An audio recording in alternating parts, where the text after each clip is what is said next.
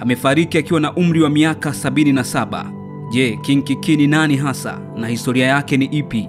Naitwa Ibrahims.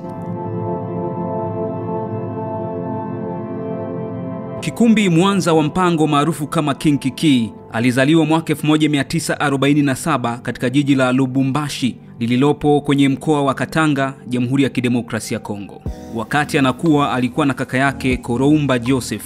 Alikuwa akipenda muziki kiasi kwamba anapokuwa anafanya kazi zake za kawaida lazima aimbe wimbo fulani, au anapoingia nyumbani kutoka matembezini ilikuwa rahisi kufahamu kuwa ni yeye kwa kuwa alikuwa akiimba. Kama bahati nzuri alikuwa akimpenda sana, hivyo muda mwingi alikuwa anaongozana naye kwenye dansi, hasa mwisho wa wiki.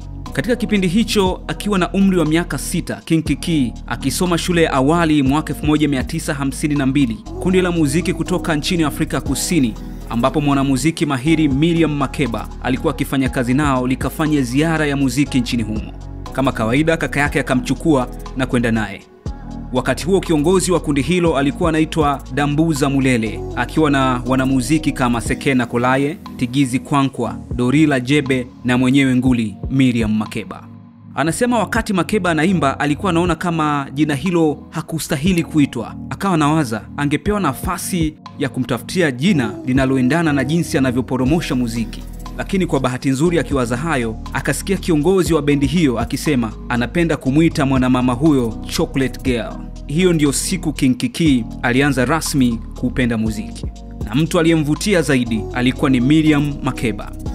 Alipofika darasa la 4, baba yake ambaye alikuwa ni mfanyakazi katika kampuni ya madini inayotambulika kwa jina la Gesasimiu Athani Royal kwa sasa, wakati huo ilikuwa ikijulikana kama Union Miniere du Hat Katanga, alipata uhamisho na kuhamia katika mji wa 3 kutoka Likwasi.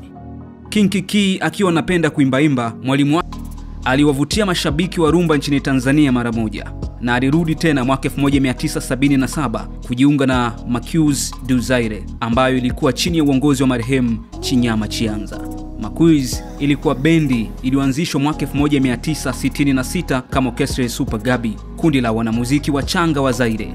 Mwaka 1972 bendi hiyo ilibadilisha jina na kuitwa Orchestre Marquise du Zaire na kuhamia Tanzania, ambako walipata umaarufu mkubwa na kuamua kubaki. Kupitia mtindo maarufu wakati huo uliojulikana kama Kamanyola bila jasho, King Kiki alitamba na vibao kama Nimepigwa Ngwala na Kiembe. Kama ilivyokuwa kwa wasanii wengi wa rumba wakati huo, miaka 2 baadaye aliachana na Marquise du Zaire baada ya kuombwa na Hugo Kisima kuongoza Orchestra Safari Sounds kwa mtindo mwingine uliokuwa ukijulikana kama Masantula ngoma ya Mpwita, ambao baadaye uliibuka na kuitwa Duku Duku. Miongoni mwa nyimbo ambazo King Kiki mwenyewe alikuwa akikumbuka kutoka enzi hizo katika mahojiano kadhaa aliyowahi kufanyiwa ni wimbo wa Msafiri, wimbo ambao wengi wanasema ulionesha maisha yake ya nomadic kwenye muziki, yani kuhamahama, kwani alihama Safari Sounds na kuunda Double O miaka michache baadaye. Bendi hiyo pia ilivunjika baadaye kutokana na changamoto za usimamizi na kumwacha King Kiki bila chaguo ila kufanya maonesho kama msanii mgeni. Katika maonyesho haya alishirikiana na Emmanuel Mpangala na Nguza Viking kuunda ushirikiano wa muziki wa kipekee. Kama ilivyokuwa miaka ya 1980, King Kiki aliendelea kuhama kutoka bendi moja hadi nyingine. Safari hii, baada ya kuondoka kwenye bendi ya Nguza Viking mwaka 1994, alijiunga na Ndala Kasheba kuunda Zaita Muzika, ambako ndipo Kitambaa Cheupe ilizaliwa. Ni mtindo ambao aliendelea kuutumia na bendi yake ya La Capital ama La Capito, maarufu kama Afrika Baragumu, mtindo ambao alisema unawakilisha amani na upendo. King Kiki, raia wa Tanzania, aliyepata uraia tangu mwaka 1997, ingawa wenzake wengi aliokuja nao Tanzania miaka ya 70 hawapo tena kazini au wamefariki, King Kiki alikuwa amebaki kuwa gwiji wa kipekee aliyekuwa tayari kuendelea kubeba mwenge wa muziki wa rumba. Akiwa na umri wa miaka 70, bado alikuwa na nguvu na uwezo wa sauti wa kushikilia tamasha la zaidi ya saa 2 bila kupumzika, kipaji ambacho wasanii wengi wa kizazi cha sasa wanakosa. Labda ni mchanganyiko wa kipaji hiki na mtindo wake wa chungulia ambao uliendelea kuvutia hata mashabiki wa kizazi kipya kila anapofanya maonesho popote anapoenda.